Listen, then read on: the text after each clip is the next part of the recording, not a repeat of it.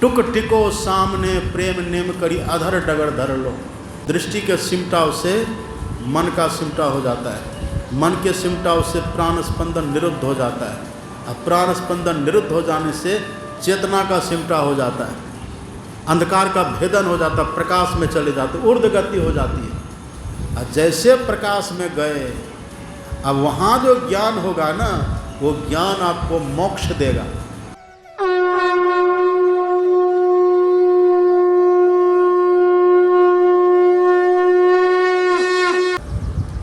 भगवान शिव और ब्रह्मा जी का संवाद अभी हम लोगों ने सुना है।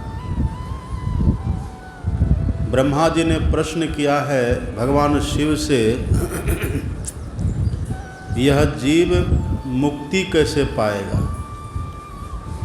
मुक्ति कहिए या जन्म मृत्यु से छुट्टी कहिए, या फिर दुखों से छुट्टी कहिए, या फिर सुख शांति की प्राप्ति कहिए, या फिर अपना दर्शन कहिए, या ईश्वर का दर्शन कहिए, ये सब का भाव मोक्ष ही है। तो भगवान शिव से ब्रह्मा जी ने यही पूछा है कि भगवान आप कृपा करके बतलाइए, ये जीव दुखों से, जन्म मृत्यु के चक्र से कैसे छूटेगा, अथवा यह बतलाइए इसको शाश्वत सुख और शांति कैसे मिलेगी, या फिर यह बतलाइए यह जीव पूर्ण तृप्त कब होगा। इसी का उत्तर जो भगवान शिव ने दिया है वही है योग शिखोपनिषद। आपने सुना पाठ में भगवान शिव ने जो उत्तर दिया है, भगवान शिव ने उत्तर दिया। भगवान शिव कहीं से पढ़ करके नहीं बोलते, अथवा भगवान शिव किन्हीं का सुन करके भी नहीं बोलते। तब क्या बोलते हैं? भगवान शिव जो भी बोलते हैं प्रत्यक्ष करके, अनुभूति करके, पा करके तब बतलाते हैं, और इसी को कहते हैं अनुभव ज्ञान। आप पढ़ेंगे रामायण को, भगवान शंकर खुद ही कहते हैं, उमा कहूँ मैं अनुभव अपना। हे पार्वती, मैं जो कुछ कहता हूँ ना, अपना अनुभव कहता हूँ। अनुभव कभी झूठ नहीं होता है। एक तो अनुभव कभी झूठ नहीं होता, और दूसरी बात भगवान शंकर कभी झूठ बोलते भी नहीं हैं, और झूठ बोलने वाले को भगवान शंकर पसंद भी नहीं करते। भगवान शंकर की पत्नी सती, एक बार सती ने झूठ बोला था। सती ने राम भगवान की परीक्षा कर ली, और जब शंकर भगवान ने पूछा कि तूने परीक्षा ले ली, सती ने कह दिया, कछु न परीक्षा लिन गुसाई। हे स्वामी, मैंने कोई परीक्षा नहीं ली। तब शंकर भगवान ने सोचा कि देखें सती झूठ बोल रही है कि सच बोल रही है। तब शंकर देखे वो करी ध्याना। तब भगवान शंकर ने ध्यान करके देखा, सती जो किन्ह चरित सब जाना। तब शंकर भगवान ने ध्यान करके देखा, और सती ने जो जो किया था वो सब बात भगवान शंकर जान गए। भगवान ने देखा कि सती झूठ बोली है, और इसी एक झूठ के चलते भगवान शंकर ने सती का त्याग सदा के लिए कर दिया। अब कल्पना करिए, सती जैसी धर्म पत्नी हो, महासुंदरी परम सुंदरी हो, और एक झूठ के चलते उनका त्याग कर दे, कितने बड़े सत्यवादी सत्यनिष्ठ हैं। एक तो ये बात है, और दूसरी बात है भगवान शंकर कहते मैं जो कुछ बोलता हूँ ये कहीं से मैंने पढ़ा नहीं है, ये मैंने करके देखा है, ये मैंने करके अनुभव किया है, ये मेरा प्रैक्टिकली ज्ञान है। और जो प्रैक्टिकल में क्या होता, कभी झूठ नहीं होता है। इसलिए ब्रह्मा जी को भगवान शंकर पर भरोसा है, विश्वास है। भगवान शंकर जो बोलेंगे सत्य बोलेंगे। इसलिए भगवान शंकर प्रश्न कर रहे हैं कि भगवान कृपा करके बतलाइए, ये जीव को शाश्वत सुख कैसे मिलेगा। सुख की चाहना तो सबकी है ना, सबकी चाहना है। दुखों से छुट्टी सब कोई चाहते हैं। जन्म मृत्यु जो सभी दुखों की जड़ है, हम लोगों को सदगुरु महाराज जी ने रटा दिया है। रोज हम लोग पाठ करते हैं ना, आवागमन सम दुख दूजा है नहीं जग में कोई। इससे बड़ा कोई दुख है? कोई दुख नहीं है। तो इससे हम छूटेंगे कैसे? यही सवाल है भगवान शंकर का, ब्रह्मा जी का, भगवान शंकर से। और ब्रह्मा जी ने मानो सबका प्रतिनिधित्व किया। सबके भीतर जो सवाल है, सबके भीतर जो चाहना है, ब्रह्मा जी ने सबको बटोरा। ब्रह्मा जी ने सबका आकलन किया। ब्रह्मा जी ने सबको देखा और सबका प्रतिनिधित्व करके तब ब्रह्मा जी ने पूछा है, आप कृपा करके बतलाइए ये जीव सुख शांति को कैसे पाएगा, जन्म मृत्यु से कैसे छूटेगा, मोक्ष कैसे पाएगा। इसी का उत्तर भगवान शंकर ने दिया है। अब बड़ा अद्भुत उत्तर है। जो प्रथम श्लोक आपने सुना ना, योगहीनम कथम ज्ञानम मोक्षदम भवति है भोः, योगोपि ज्ञानहीनस्तु न क्षमो मोक्ष कर्मणि, तस्माद् ज्ञानम च योगम च मुमुक्षुर दृढ़म अभ्यसेत्। इसमें भगवान शंकर ने 3 शब्द का प्रयोग किया है। पहला शब्द भगवान ने योग कहा, और दूसरा शब्द भगवान ने ज्ञान कहा, और तीसरा शब्द भगवान ने मोक्ष कहा, मुमुक्षु कहा। मुमुक्षु कहते हैं जो मोक्ष की इच्छा रखता है। मुमुक्षु का मतलब जो मोक्ष की इच्छा रखता है, जो जन्म मृत्यु से छूटने की इच्छा रखता है, जो सुख पाने की इच्छा रखता है।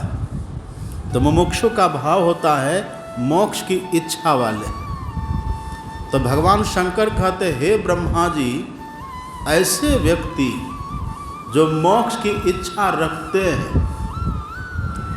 सबके भीतर मोक्ष की इच्छा नहीं होती है। और यदि मोक्ष की इच्छा भीतर में प्रकट हो जाए तो समझिए ईश्वर की बड़ी कृपा है। और 3 चीज संसार में बहुत दुर्लभ है। 3 चीज दुर्लभम त्रयमेवत। 3 चीजें बहुत दुर्लभ है। कौन सब है? मनुष्यत्वम, ये मानव तन पाना दुर्लभ है। मुमुक्षुत्वम, भीतर में मुमुक्षा पैदा हो जाए, मतलब मनुष्य हम बने, ये मानव का तन बहुत दुर्लभ है।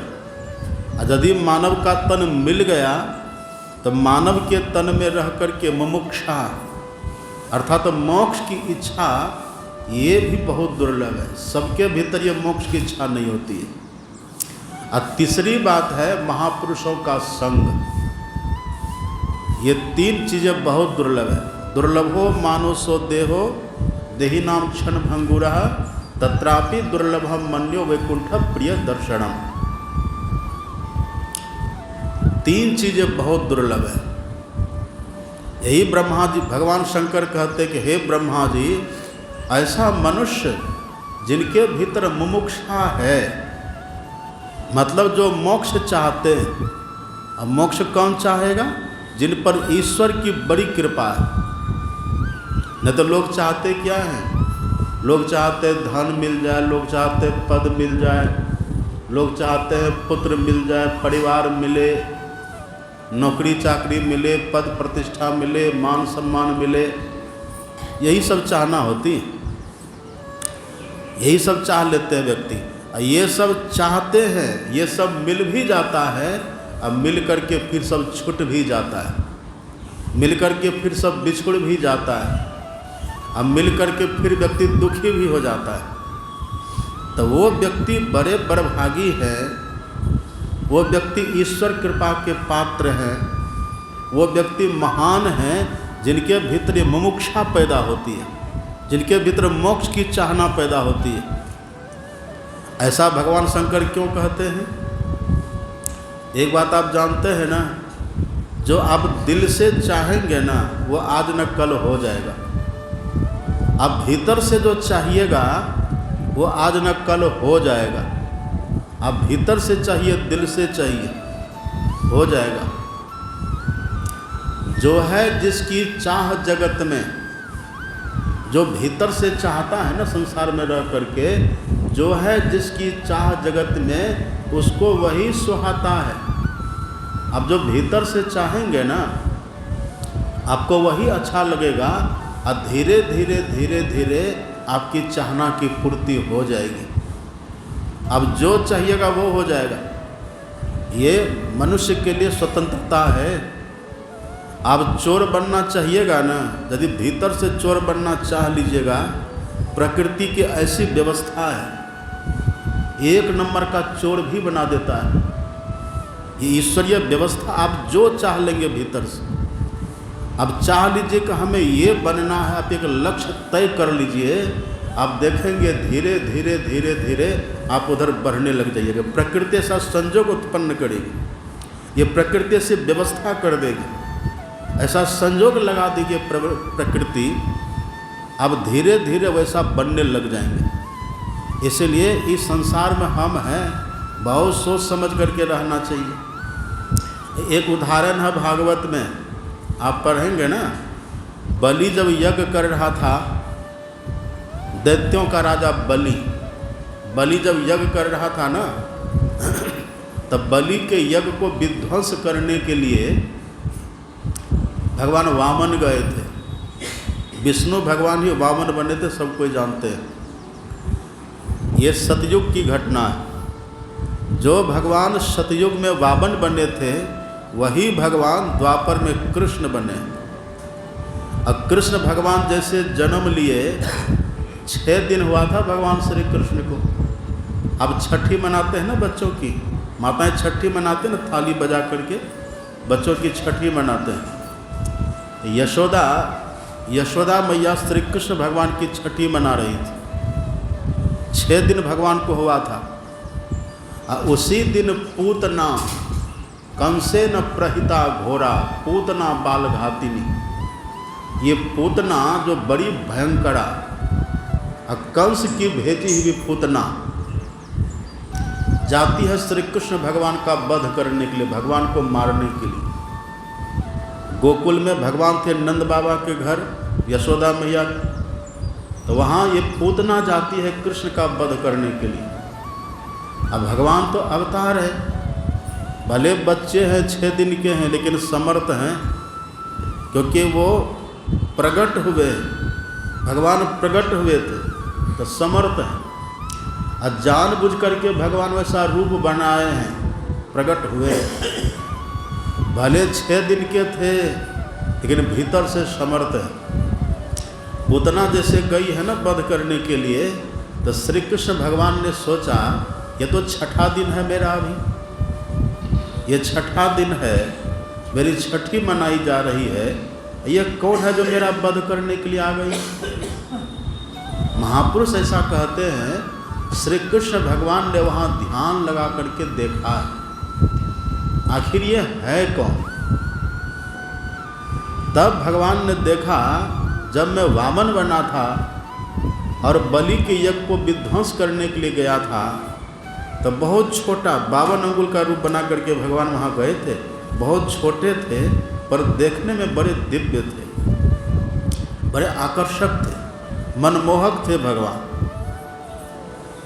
वहाँ जो भगवान गए थे 52 भगवान, तो वहीं पर बलि की एक पुत्री थी, नाम था रत्नमाला।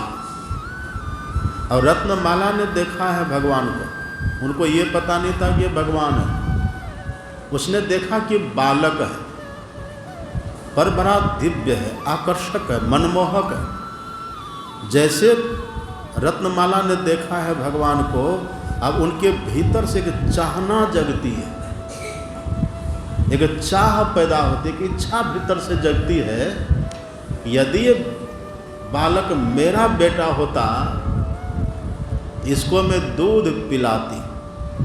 ये चाहना उसके भीतर से जगी है, उनके हृदय से चाहना उत्पन्न होती है। भगवान ने देखा, अरे इसके भीतर ये चाहना हो रही है। चाहना कैसी? प्रबल चाहना। वो रत्नमाला इतनी प्रभावित थी भगवान के रूप लावण्य को देख करके, उनकी गुण महिमा को देख करके, उनके आभाव को, उनकी भाव भंगिमा को, उनके बोलने चलने की शैली को देख करके ये रत्नमाला इतना प्रभावित थी। उनके भीतर से ये चाहना उत्पन्न होती है। अब भगवान देख रहे हैं, भगवान तो सबके मन को जानते हैं ना। अभी हम लोग यहाँ बैठे हुए हैं, हम लोग के भीतर क्या चाहना हो रही है भगवान से छुपा हुआ है? भगवान से कुछ छुपा हुआ नहीं है। सर्वतः पानी पादम तत् सर्वतोक्षि शिरोमुखम सर्वतः श्रुति मल्लोके सर्वमावृत्य तिष्ठति। आँख भगवान की सब जगह है, सबके भीतर को भगवान झांक रहे हैं। कान भगवान का सब जगह है, सबकी भावना को भगवान सुन रहे हैं, सबकी भावना को सुन भी रहे हैं और सबकी भावना को देख भी रहे हैं। जो प्रबल भावना हमारे भीतर होती है भगवान उसी पर मोहर लगा देते हैं। यही होता है, जो प्रबल इच्छा आप करेंगे ना उसी पर भगवान मोहर लगा देंगे। अब हमारे ऊपर निर्भर है कि हम भावना क्या करते हैं, हम चाहना क्या करते हैं। रत्नमाला के भीतर से प्रबल भावना प्रकट होती है। वह इतना आकर्षित है, इतना प्रभावित है भगवान से, उनका हृदय ऐसा तारतम्य हो गया, उनके भीतर से चाहना जगती है कि यदि ये मेरा बेटा होता इनको मैं दुग्ध पान कराती। भगवान ने देखा इनके भीतर प्रबल चाहना है, बस भगवान ने मोहर लगा दिया और ठीक है मैं तेरा बेटा बनूंगा और मैं तेरा दुग्ध भी पान करूंगा। ये घटना कब की है? ये घटना है सतयुग की। सतयुग में रत्नमाला के भीतर ये इच्छा जगी है। जब भगवान वही भगवान बावन से विराट हो गए और 2 ही पग में उस भगवान ने बलि का 3 लोक नाप लिया, 2 ही पग में। और तीसरा पग में भगवान ने बलि को भी अपने अंदर कर लिया, बलि को भी जीत लिया। ये दृश्य जब देखा है रत्नमाला, पहले तो प्रबल इच्छा ये थी ना कि ये पुत्र हो, इनको हम दुग्ध पान करावे।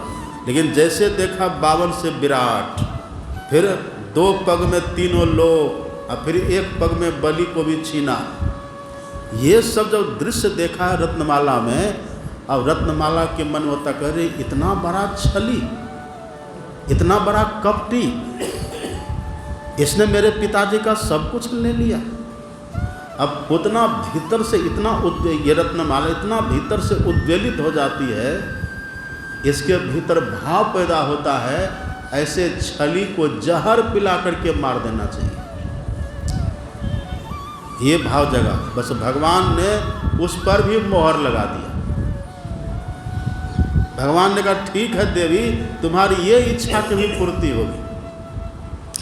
माँ बनने की इच्छा किया, दूध पिलाने की इच्छा किया है, तो भगवान ने कहा कि ठीक है तुम दूध भी पिलाओगी।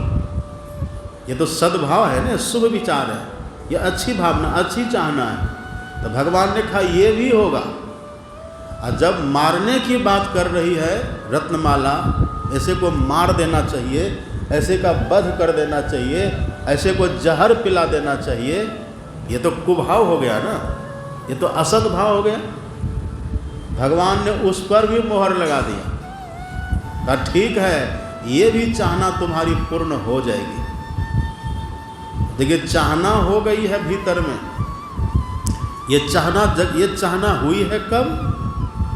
ये चाहना हुई है सतयुग में, और सतयुग के बाद त्रेता बीता है। त्रेता की आयु कितनी है?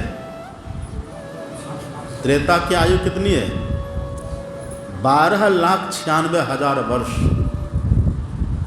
12,96,000 वर्ष बीता और द्वापर युग आया। द्वापर का भी अंतिम चरण, द्वापर की आयु है 8,64,000 वर्ष। समझ जाइए, ये अंतिम चरण चल रहा है। इतना फासला, लाखों वर्ष उनकी चाहना को पूर्ण होने में लगी है। ये कथा बतलाती है आप जो भीतर से चाह लेंगे ना, आज न कल आप बनेंगे।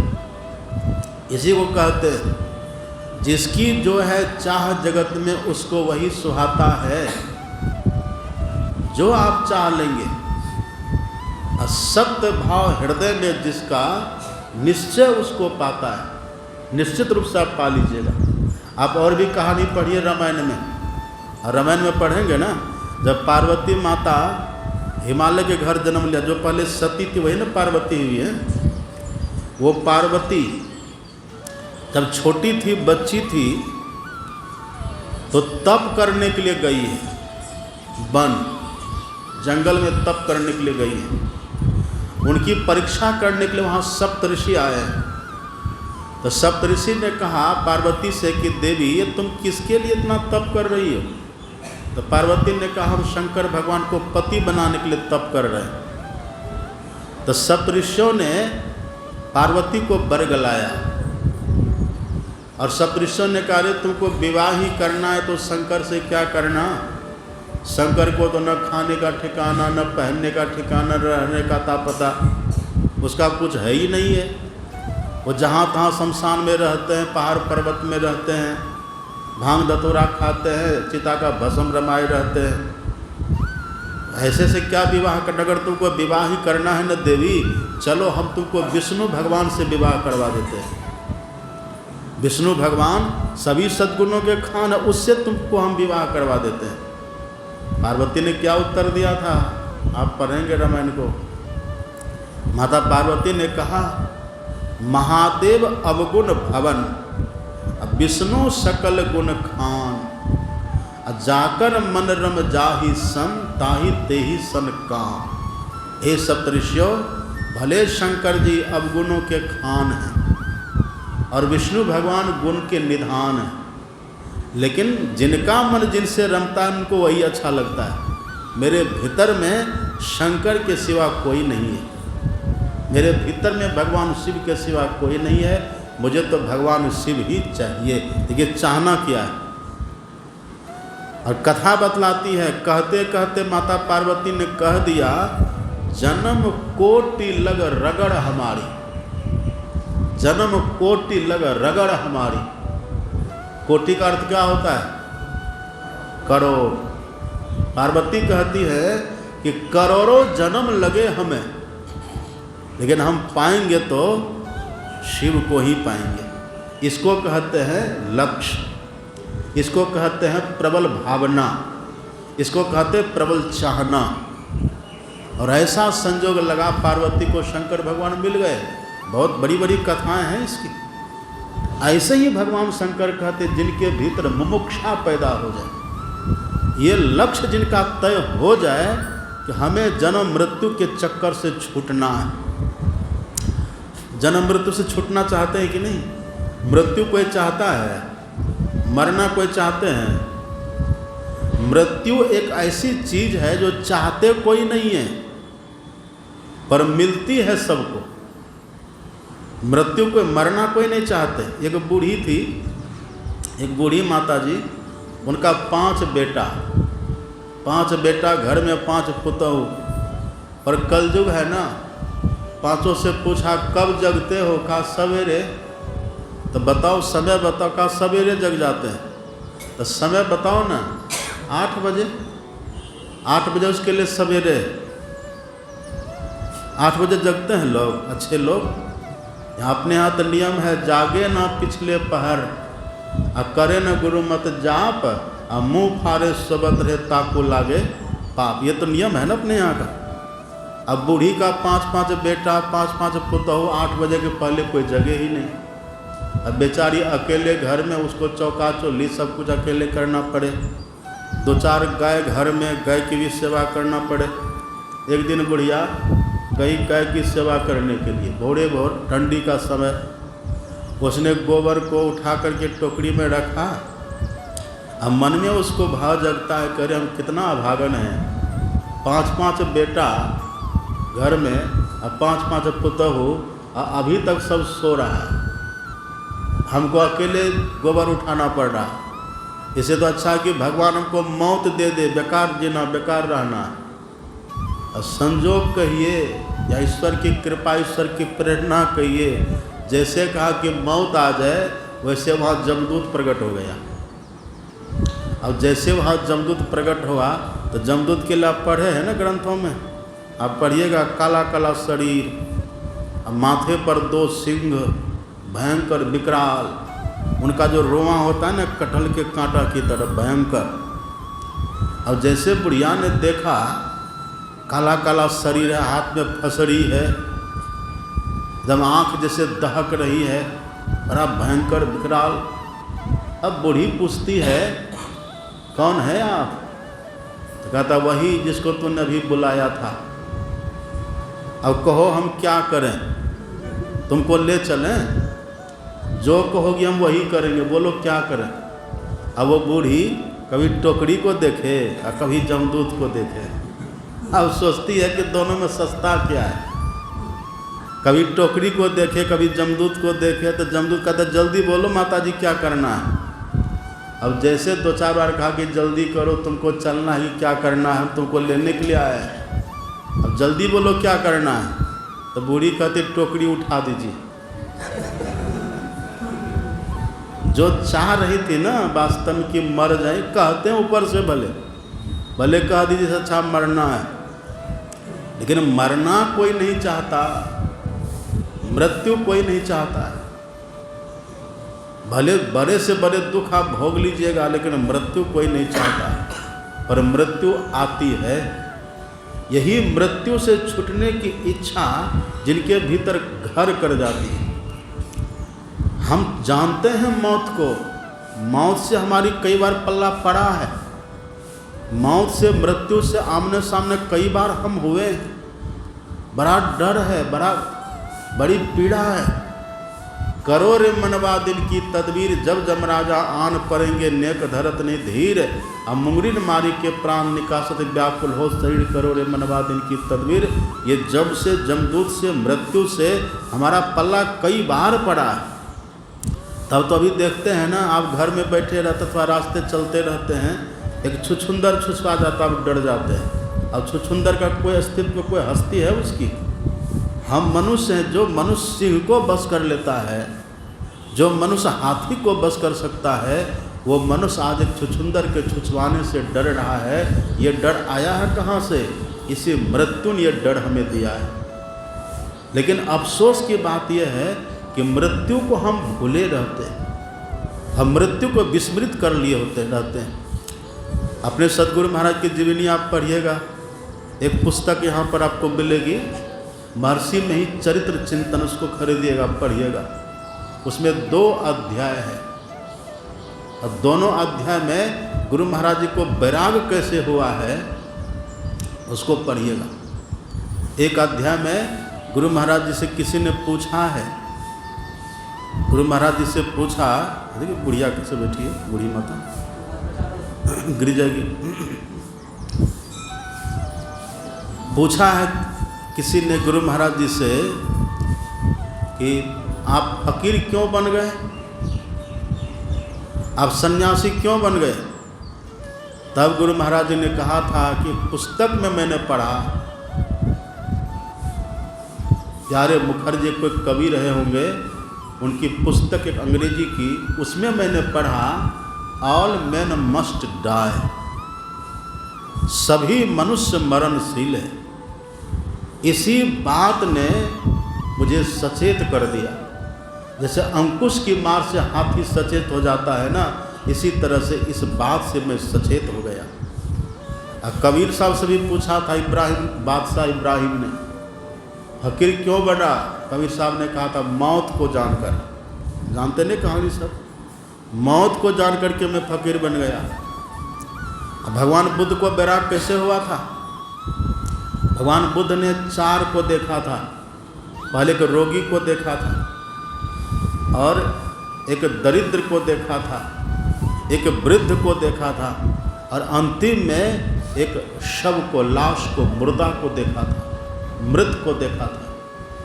उसी मृत को देख करके भगवान बुद्ध को वैराग हुआ था। उसी मृत को देख करके, मुर्दा को देख करके भीतर में मुमुक्षा पैदा हुई थी। यही ये कोई चाहता नहीं है, लेकिन माया की प्रबलता ऐसी है, इसको हम भूले रहते हैं, ये विस्मृत हो जाता है। और महापुरुषों ने तो एक विधान बना दिया है। आप देखते हैं जब कोई व्यक्ति मरता है ना गाँव घर में, अथवा कहीं भी जब व्यक्ति मरते हैं तो 4 जने उसको मिल करके अर्थी में लेटा के कंधा पे उठा के चलते हैं। अब पीछे से कहते क्या है? एक व्यक्ति कहते रहते हैं राम नाम सत है, ये बोलते हैं ना सब। अब पीछे से क्या कहते हैं? सबका यही गत है।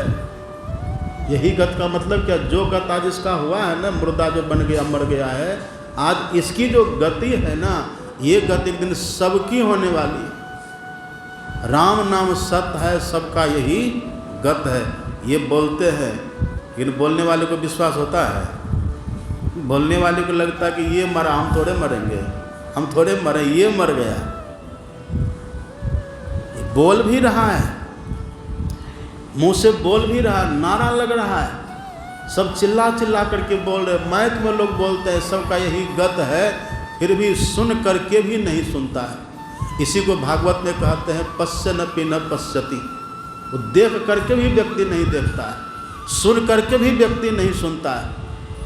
और यही सवाल किया था यक्ष ने युधिष्ठिर जी महाराज से, किम आश्चर्यम, आश्चर्य क्या है?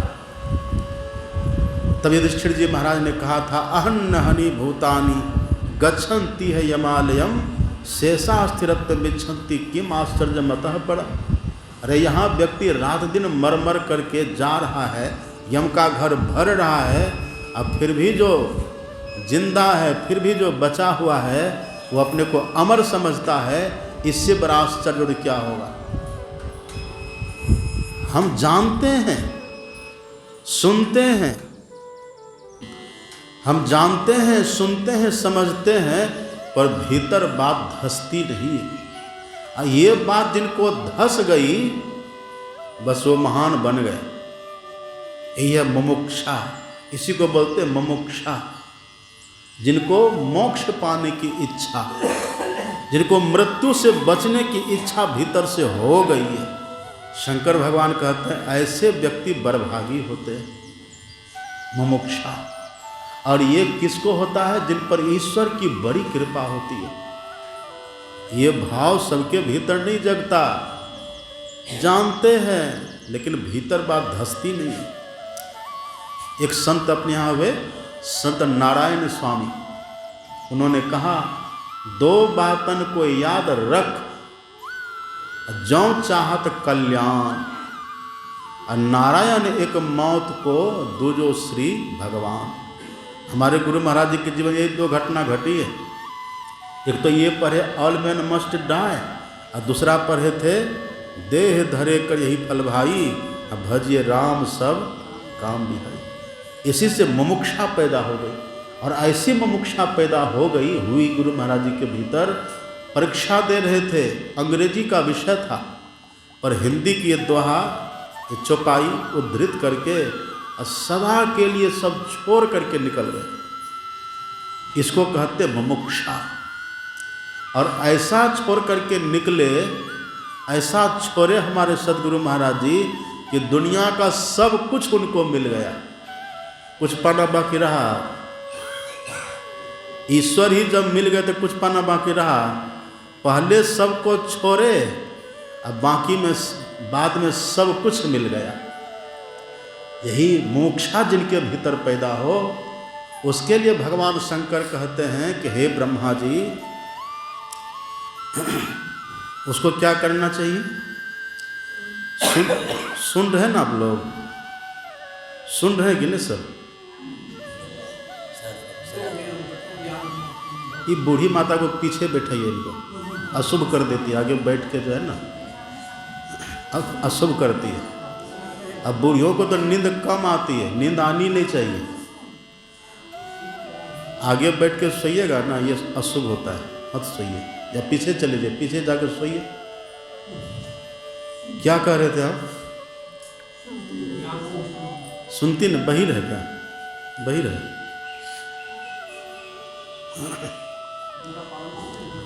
क्या कह रहे थे हम? भगवान शंकर कहते हैं यदि आप मोक्ष चाहते हैं ना, यदि ये मोक्षा भीतर में हो गई तो भगवान शंकर ने कहा 2 काम करिए। क्या करिए? ज्ञान और योग। श्लोक बड़ा दिव्य है ये। भगवान कहते हैं योग हीनम कथम ज्ञानम मोक्षदम भवती है भोः योगोपि ज्ञान हीनस्तु। ये बड़ा अद्भुत है। पहले कहते योगहीन, अब फिर बाद में कहते ज्ञानहीन। जो ज्ञानहीन रहेगा उनको भी मोक्ष नहीं मिलेगा, और जो योगहीन व्यक्ति होगा उनको भी मोक्ष नहीं मिलेगा। अब इसमें कभी काल भीतर में ये दुविधा होती है कि पहले योग की पहले ज्ञान। ये मन में कभी काल संदेह चलता है, कभी योग की, कभी पहले योग की पहले ज्ञान। पहले क्या करें? और आप पढ़ेंगे ना धर्म ग्रंथों को, पढ़ करके इतनी तरह की बातें लिखी हुई ना, पढ़ करके मन में संदेह हो जाता है। कहीं तो ज्ञान की बड़ी महिमा है और कहीं ज्ञान की निंदा भी है। कहीं योग की बड़ी महिमा है, कहीं योग की निंदा भी है। आप पढ़िएगा ज्ञान की निंदा, देखिए ज्ञान की निंदा खुद भगवान की है। कृष्ण राम भगवान खुद ज्ञान की निंदा किए। रामायण को पढ़िए, भगवान ने अपनी प्रजाओं को बुला करके उपदेश दिया। उसी क्रम में भगवान ने कहा ज्ञान अगम प्रत्युह अनेका, असाधन कठिन न मन कह टेका, करत कष्ट बहु पावई कोई, अभगत हीन मोहि प्रिय नहीं सोई। भगवान कहते हैं ज्ञान को पाना बड़ा कठिन है, ज्ञान को पाना बड़ा दुर्बोध दुरूह है। और यदि कोई ज्ञान पा भी ले तो भगवान कहते वो मुझे प्रिय तब तक नहीं होता है जब तक कि उसके भीतर भक्ति न हो जाए। मतलब ज्ञान बहुत है, अब भक्ति नहीं है, तब भगवान कहते वो ज्ञान बेकार है, निंदा है ज्ञान की। और दूसरी जगह और पढ़िएगा, ज्ञान यदि किसी के पास खूब है, ज्ञानवंत अपि सो नर पशु बिनु पूछ विषाण। जिसके पास ज्ञान है वो पशु के समान है। ये कितनी निंदा है। मतलब ज्ञानियों को भी पशु कह दिया है। लेकिन अब ज्ञान की बढ़ाई पढ़िए, भगवान ही ज्ञान की बढ़ाई भी करते हैं। रामायण में भगवान ही कहते हैं धर्म ते विरति योग ते ज्ञान ज्ञान मोक्ष प्रद वेद बखाना। राम ही कहते हैं, भगवान का ही वचन है। तो एक जगह तो ज्ञान की बड़ी महिमा है और दूसरी जगह फिर ज्ञान की निंदा भी है। यहाँ तक कि ऐसे ज्ञान को पशु भी कह दिया है। और फिर ज्ञान की महिमा भी बहुत है। योग के लिए आप पढ़िए, आप योग के लिए पढ़िए। कबीर साहब सीधे कह देते ना जोगी जोग से ध्यान। निंदा है कि नहीं? जोग करते करते मर जाइए लेकिन भगवान मिलने वाले नहीं हैं। और भी आप पढ़िएगा, विष्णु भगवान का वचन है, नाहम वासामि वैकुंठे योगी नाम हृदय न च। मैं योगियों के हृदय में नहीं रहता, विष्णु भगवान खुद कह रहे हैं। और कबीर साहब भी योग की निंदा कर रहे हैं। ये तो निंदा है। अब बड़ाई पढ़िए, जो विष्णु भगवान ये कह रहे हैं ना नाहम वासामि वैकुंठे योगी नाम हृदय न च, वही विष्णु भगवान जब कृष्ण भगवान बने। आप पढ़िए, गीता को पढ़ करके देखिए, गीता में भगवान श्री कृष्ण कहते हैं तपस्वी भ्योधिको योगी अज्ञानी भ्योपि मतोधिकः कर्मी भ्यश्चाधिको योगी तस्माद् योगी भव अर्जुन। भगवान कहते हैं अर्जुन योगी बनो। अब वहाँ कहते योगियों के हृदय में हम रहते ही नहीं। कभी साहब योग की भी निंदा कर देते हैं। इन सब बातों को जब पढ़ते हैं ना तब मन भटक जाता है। आखिर बात क्या है? कहीं पर योग की निंदा है, कहीं पर ज्ञान की निंदा है, कहीं पर योग की महिमा है, कहीं पर ज्ञान की महिमा है। आखिर ये बात क्या है? ये मोह हो जाता है, मन में भ्रम पैदा होता है। ये भ्रम ये मोह मिटेगा कहाँ? इसी के लिए कहते हैं जब कछु काल करिए सत्संगा तब ही होए मोह भ्रम भंगा। अब भागवत को जब पढ़िएगा ना, भागवत में आप भागवत के महात्म को पढ़िए, भागवत के महात्म को पढ़िएगा। भागवत के महात्म में वर्णन आप पढ़िएगा।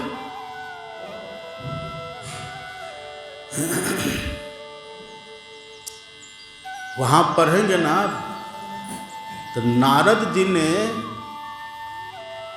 भक्ति देवी का 2 पुत्र था ज्ञान वैराग। ज्ञान और वैराग के कान में गीता का बहुत बार पाठ किए, कई बार पाठ किए गीता का, लेकिन ज्ञान को ही ज्ञान नहीं हुआ है। आप पढ़िए भागवत का महात्म। गीता का पाठ ज्ञान को सुनाया है नारद जी, देवर्षि नारद। गीता से ज्ञान को ही ज्ञान नहीं हुआ। केवल गीता ही नहीं सुनाए हैं, देवर्षि नारद ने वेदांत सुनाया है। वेदांत, वेदांत का मतलब होता है वेद का शिखर ज्ञान, जो श्रेष्ठ ज्ञान है। वेदांत ज्ञान कहिए या अनुभव ज्ञान कहिए, वेदांत ज्ञान नारद जी ने ज्ञान को बहुत सुनाया है। वेदांत ज्ञान सुनकर के भी, गीता सुनकर के भी ज्ञान को ही ज्ञान नहीं हुआ है। आप और हम पढ़ेंगे गीता तो ज्ञान हो जाएगा? गीता पढ़ने से ज्ञान नहीं होगा। उसी गीता को, उसी गीता के ज्ञान को, उसी वेदांत को जब बाद में नारद जी को मिले ना सनकादिक ऋषि, तो नारद जी बड़े दुखी थे। तब सनकादिक ऋषि से नारद जी ने कहा कि देखिए हम बड़े दुखी हैं क्योंकि ज्ञान को ज्ञान नहीं हो रहा है, वैराग को ज्ञान नहीं हो रहा है, और भक्ति देवी रो रही है, इसलिए हम दुखी हैं। तब सनकादिक ऋषि ने कहा है कोई चिंता की बात नहीं है नारद जी, हम सुनाएंगे ना सब ज्ञान ठीक हो जाएगा, भक्ति भी सुखी हो जाएगी, ज्ञान को भी ज्ञान हो जाएगा, अब वैराग को भी ज्ञान हो जाएगा। तब नारद जी ने कहा है कि जब हमने गीता सुना ही दिया, वेदांत हमने सुना ही दिया, ये सुनाने से जब ज्ञान को ज्ञान नहीं हुआ, वैराग को ज्ञान नहीं हुआ, फिर आपके कथा सुनाने से कैसे हो जाएगा? तब सनकादिक ऋषि ने कहा कि मैं सुनाऊंगा ना वो सत्संग हो जाएगा, वो कथा हो जाएगी। उसी ज्ञान को जब सत्संग के माध्यम से, कथा के माध्यम से व्यक्ति सुनते हैं ना, तब उनका मोह, श्रोताओं का मोह भंग होता है, तब मोह मिटता है। इसलिए तुलसीदास जी कहते हैं जब कछु काल करिए सत्संगा, तब ही होए मोह भ्रम भंगा, तब मोह मिटता है। और भी पढ़िया रामायण में, बिनु सत्संग न हरि कथा, तेहि बिनु मोह न भाग। ये मोह अपने से कितनों पढ़ते रहिए ग्रंथों को, धर्म ग्रंथों को, मोह नहीं भागेगी। तभी तो सत्संग की महिमा है। तो कहीं ज्ञान की निंदा है, कहीं ज्ञान की बड़ाई है, कहीं पर योग की निंदा है, फिर योग की बड़ाई है। इन सब बातों का निराकरण, इन सभी संशयों का संहार, इसी मोह का भंजन सत्संग सुनते सुनते होता है। हमारे गुरु महाराज इसी बात को लिख देते हैं, संशय दूर बहाय संतमत स्थिर करते, दृढ़ ज्ञान समुझै बोध दे, कुबुद्धि को हरते।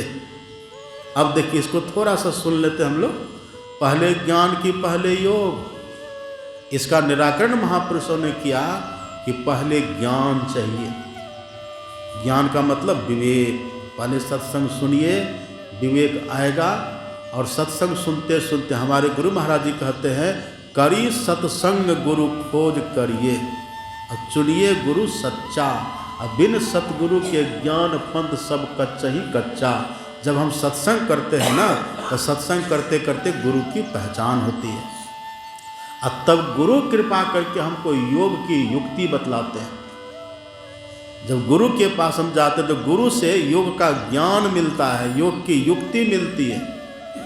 हम भजन भेद लेते हैं, हम दीक्षा लेते हैं, और जब दीक्षा लेकर के तब योग करने लग जाते हैं, यही हुआ योग।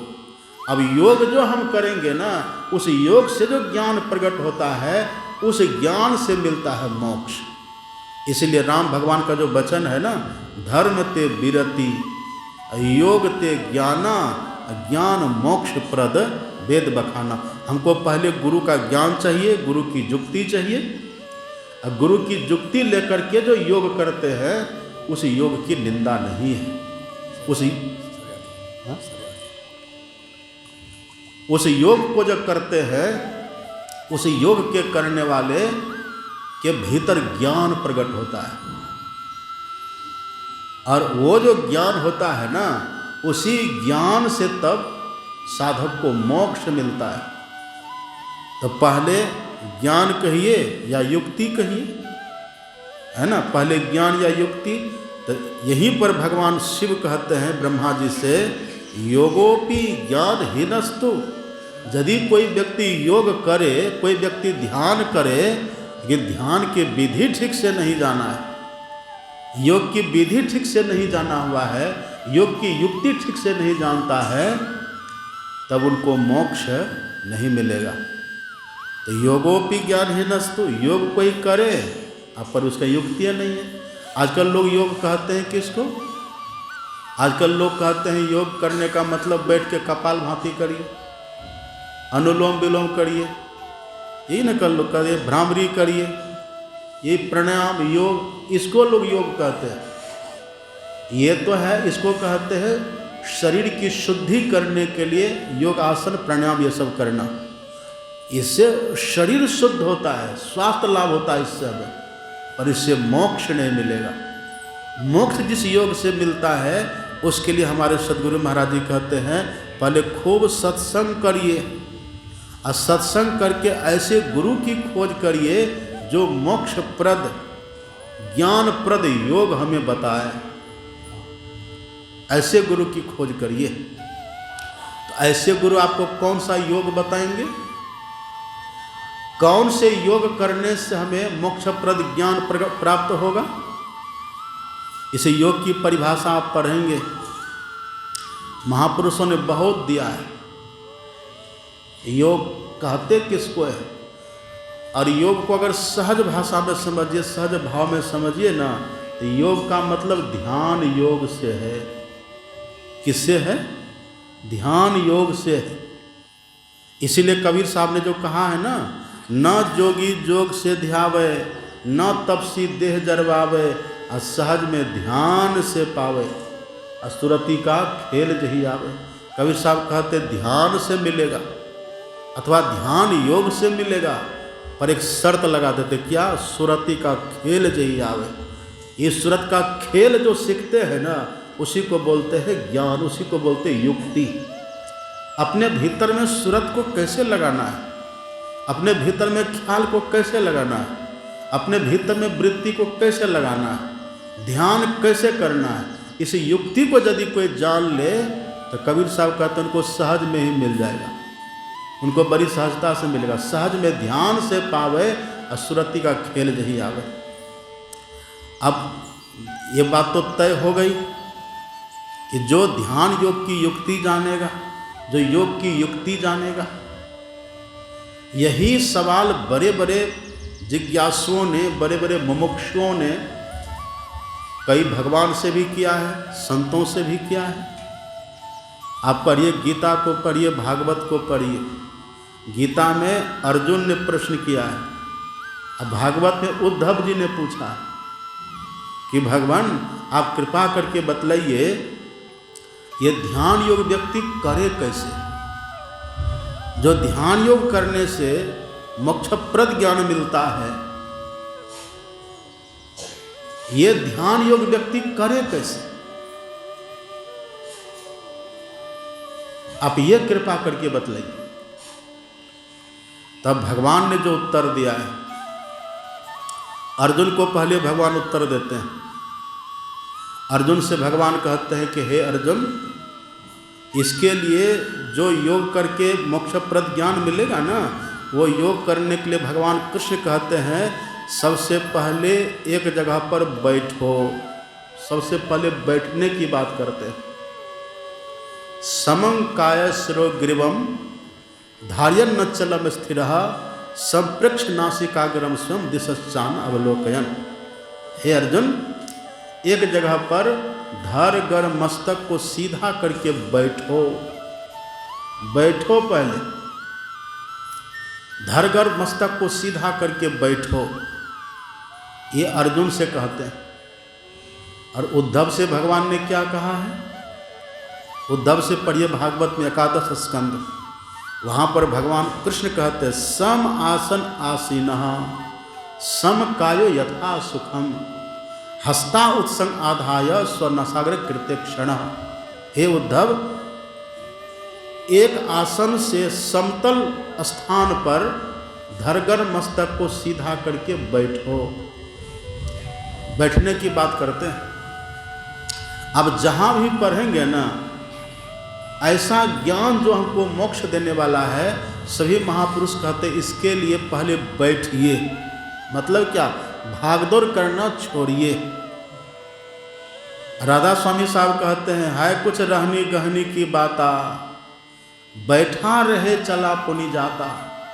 जो इसे देह को बैठाते हैं ना, उनकी सूरत चलती है किधर? परमात्मा की तरफ। और जब तक शरीर आपका चलता रहेगा तब तक सूरत नहीं चलेगी, तब तक ध्यान नहीं होगा। जैसा आप देखते हैं ना, यहाँ देखिए ट्रेन चलती रहती है, ट्रेन चलती है, पटरी भी चलती है, पटरी भी चलती है। अब पटरी भी चले तो ट्रेन चल पाएगी? तब ट्रेन नहीं चल पाएगी। पटरी स्थिर है। जाके देखिए कैसे पटरी को जकड़ दिया है, नट बोल्ट से एकदम जकड़ दिया है पटरी को। पटरी को पूरे जकड़ करके रखा है, गिट्टी दे करके, बजरी दे करके, उसको नट बोल्ट से टाइट करके, क्या क्या विधि विधान करके उस पटरी को सबसे पहले जकड़ दिया है। रेलवे लाइन है ना, वो जो ट्रैक देखिए कितना उसको जकड़ करके रखा है। अगर थोड़ी से भी पटरी हिले ये ट्रेन चलेगी, और यदि चलेगी तो क्या होगा? एक्सीडेंट हो जाएगा, घटना दुर्घटना। इसलिए सबसे पहले अगर ट्रेन को चलाना है ना, तो सबसे पहला काम है आप पटरी को एकदम फिक्स्ड कर दीजिए, वहीं पर स्थिर कर दीजिए पटरी को, तब ट्रेन चलेगी। अब देखिएगा जहाँ पर नया लाइन बिछता है ना, वहाँ कितने इंजीनियर लगे रहते हैं, इंजीनियर लगे रहते हैं, वहाँ कितने कितने मशीन लगे रहते हैं। हर तरह से मशीन से, बुद्धि विवेक से जब इंजीनियर अभियंता लोग देख लेते हैं कि अब ये पटरी हिलने वाली नहीं है, जब देख लेते हैं ना, तब उस पर ट्रेन को दौड़ाते हैं। अब पटरी पहले से हिलती रहे और ट्रेन को दौड़ा दे, तब क्या होगा? तब लक्ष्य पर पहुंच पाएंगे? तब लक्ष्य पाना कठिन हो जाएगा, तब बीच में ही रह जाएंगे। ऐसे ही सभी महापुरुष आप पढ़ेंगे ना, जो योग करने से हमें वो मोक्षप्रद ज्ञान प्राप्त होता है, वो योग करने के लिए सबसे पहले शरीर को स्थिर करके बैठाना होता है। आप शांडिल्योपनिषद पढ़ करके देखिए। शांडिल्योपनिषद के ऋषि कहते हैं विद्वान समग्रीव शिरो नासाग्र दृक् भ्रू मध्य। पढ़िए वहाँ। कल आपने क्या सुना था? श्री जवाल दर्शनोपनिषद। वहाँ के ऋषि कहते हैं समृद्धता से सुनिश्चल, एकदम निश्चल होकर के बैठिए, निश्चल होकर के बैठिए, स्थिर होकर के बैठिए। हमारे गुरु महाराज जी क्या लिखते हैं, आप पढ़िए पदावली में। हमारे गुरु महाराज जी सभी संत महापुरुष एक ही बात कहेंगे। हमारे गुरु महाराज जी कहते हैं, धर कर मस्तक सीध साधी आसन आसीना। बैठी के, पहले बैठिए, आसन को दृढ़ करके बैठिए। पहले के समय में सत्संग में जो सत्संग होता था ना, आप पढ़िए पहले के लोग कैसे सत्संग करते थे। वक्ता भी एक आसन से दृढ़ हो जाते थे और श्रोता भी एक आसन से दृढ़ हो जाते थे। कुर्सी की तो व्यवस्था पहले थी ही नहीं। ये कुर्सी की व्यवस्था कलयुग में, और कलयुग में भी अब शुरू हो गई है। अब गुरु महाराज जी का पढ़िए, गुरु महाराज की जीवनी पढ़िए। अखिल भारतीय में कुर्सी लगती है? कहीं नहीं लगती है। और भोजन के लिए भी अब तो क्या बोलते हैं उसको, कौन सिस्टम बोलते हैं? अब वो बोलना ठीक नहीं है। अपने यहाँ जो नियम है, भोजन भी करिए तो नीचे बैठ करके। नीचे बैठने का मतलब जो आसन से आप ध्यान करते हैं ना, उसी आसन से बैठ करके भोजन भी करिए। मतलब हमेशा हमेशा बैठते बैठते उस आसन से आपको बैठने की आदत लग जाए। और जब एक आसन से 3 घंटा बैठने में सक्षम हो जाइएगा, ये हुआ पटरी को दृढ़ कर देना, हुआ पटरी को स्थिर कर देना। अब जब आसन दृढ़ हो जाएगा ना, तब जब बैठेंगे ध्यान करने के लिए, तब ध्यान बनेगा। अभी तो ध्यान करने के लिए बैठे 10 मिनट जैसे होता है, बस यहाँ दर्द, यहाँ दर्द, कमर में दर्द, रीढ़ में दर्द। अब ध्यान क्या करेंगे, दर्द का ध्यान शुरू हो जाता है।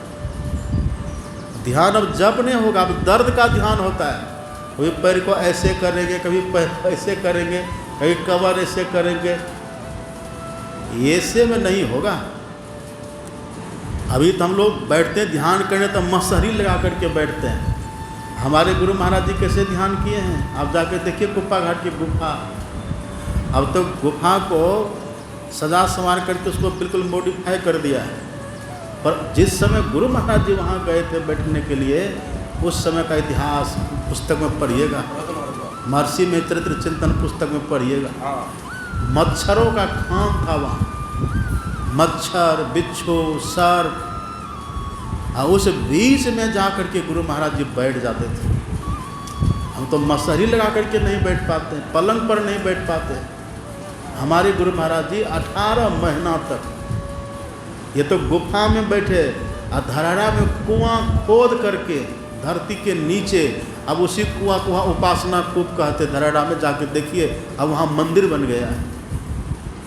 वहाँ 3 महीना तक हमारे सदगुरु महाराज जी ऐसा बैठे, शरीर उनका बिल्कुल पीला हो गया था ऐसा बैठने के लिए।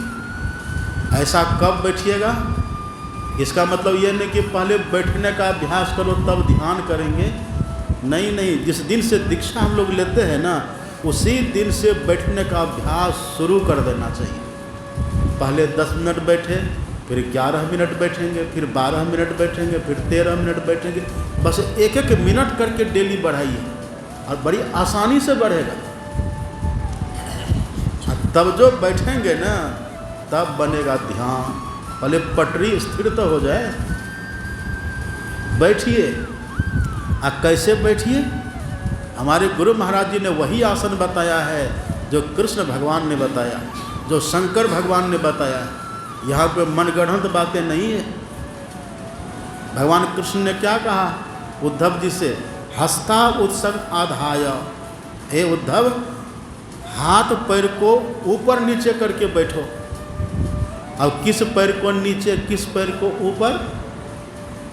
बायां पैर को नीचे, दाहिना पैर को ऊपर, बायां हाथ को नीचे, दाहिना हाथ को ऊपर। इसी को कहते हैं सिद्धासन। इसी पर भगवान शंकर ने मोहर लगा दिया। आप पढ़ेंगे नाद बिंदोपनिषद, भगवान शंकर कहते हैं नासनं सिद्ध सदृशम, ये सिद्धासन के समान दूसरा कोई आसन नहीं है। इसी आसन से जो बैठे, बैठी के आसन आसेना, बैठे। लेकिन अभी क्या है, अभी सब व्यक्ति का आसन इस तरह से नहीं लगता। कितना तो बूढ़े बूढ़ी दीक्षा लेते हैं, पैर उनका कटवा आ जाता है, पैर जकड़ जाता है।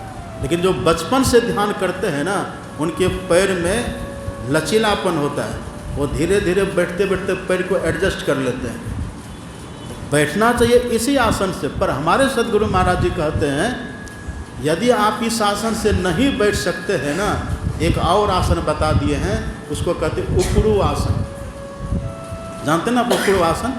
जैसे गाय दोहते हैं व्यक्ति, गाय दोहने के समय कैसे बैठते हैं, वैसे करके ऐसे करके बैठिए, उकड़ू आसन है। यदि उससे भी नहीं बैठ पाते, उकड़ू आसन से कौन बैठेगा? जिनका शरीर स्लिम है, जिनका पेट पीठ बराबर है, वो बैठेगा वैसे। जिसका पेट मटकुरी है बना हुआ, वो नहीं बैठ पाएंगे। हम लोग नहीं बैठ पाते, नहीं बैठ पाइएगा।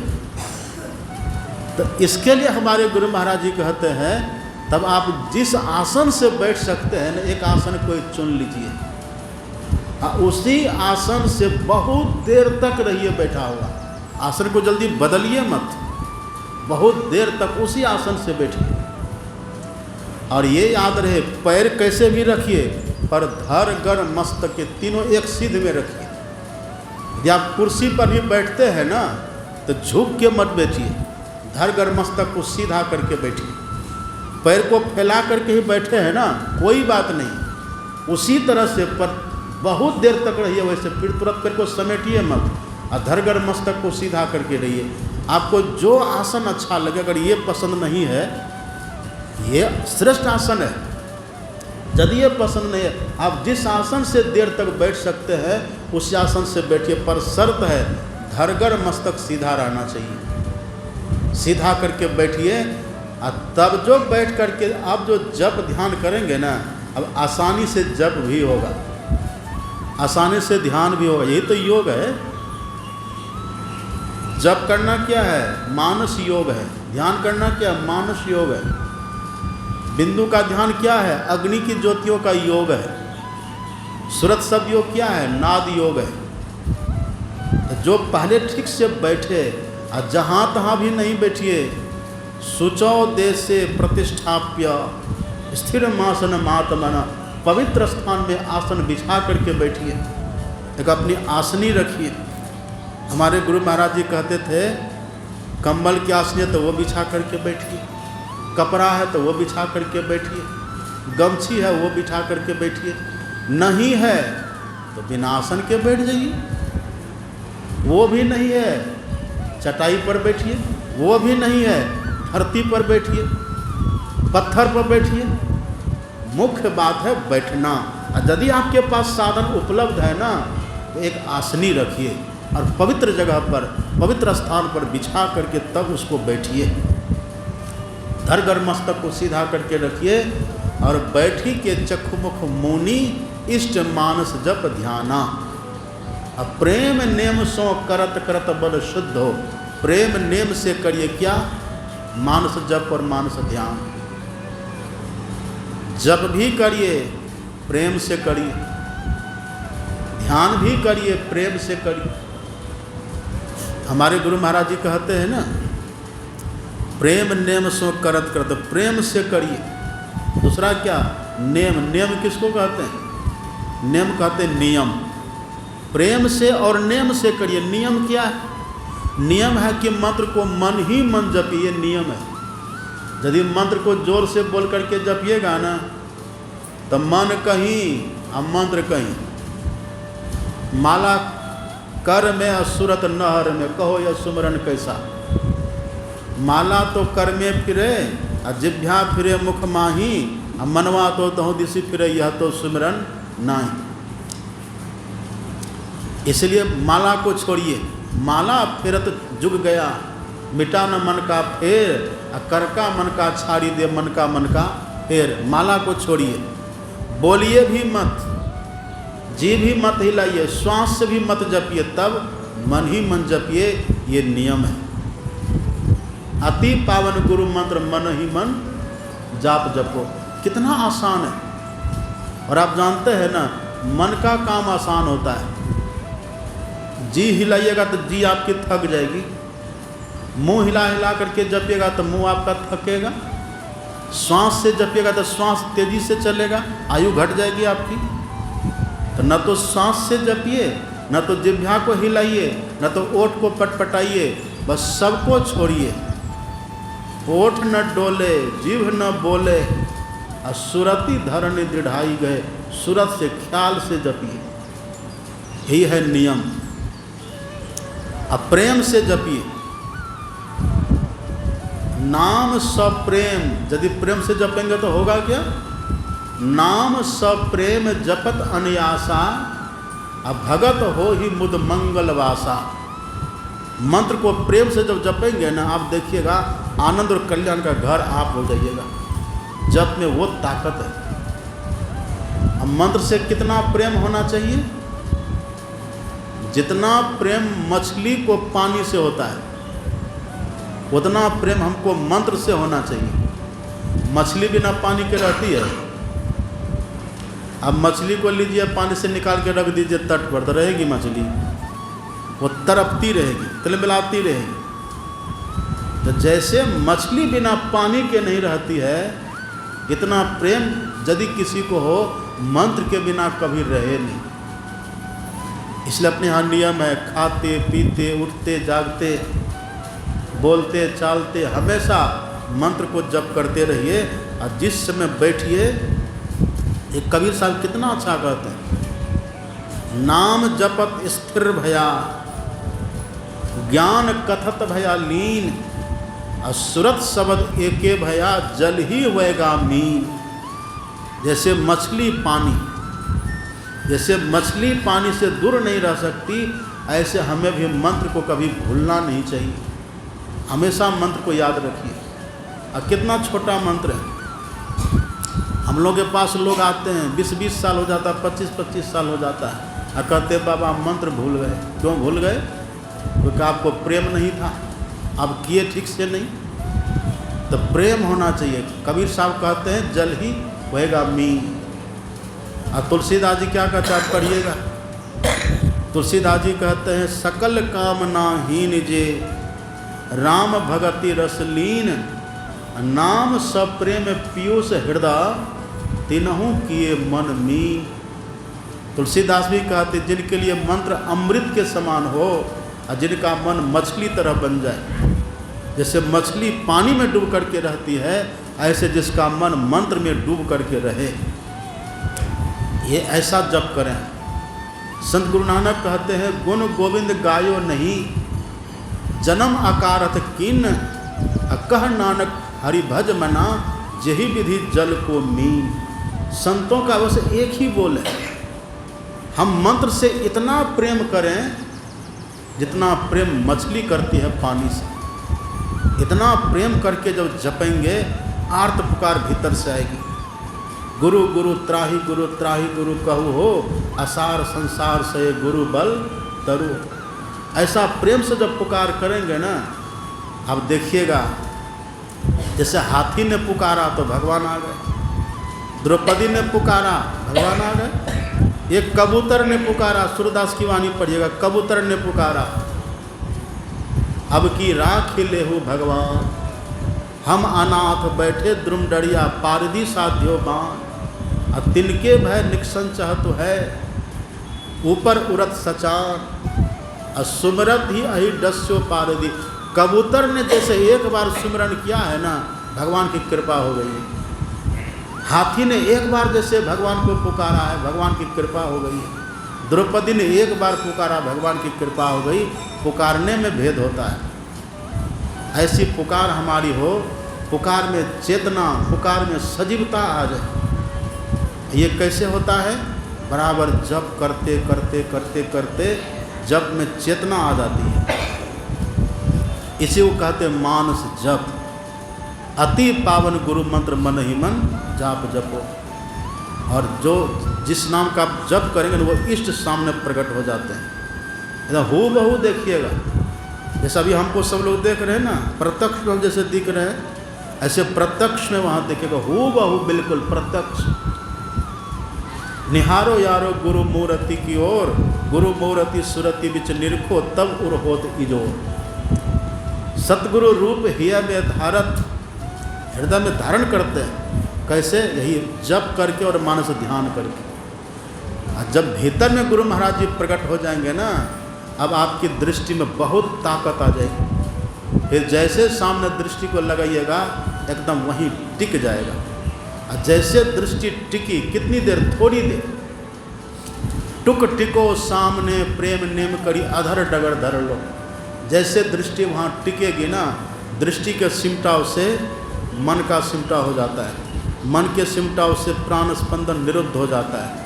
अब प्राण स्पंदन निरुद्ध हो जाने से चेतना का सिमटा हो जाता है, अंधकार का भेदन हो जाता है, प्रकाश में चले जाते, ऊर्ध्व गति हो जाती है। और जैसे प्रकाश में गए, अब वहाँ जो ज्ञान होगा ना, वो ज्ञान आपको मोक्ष देगा।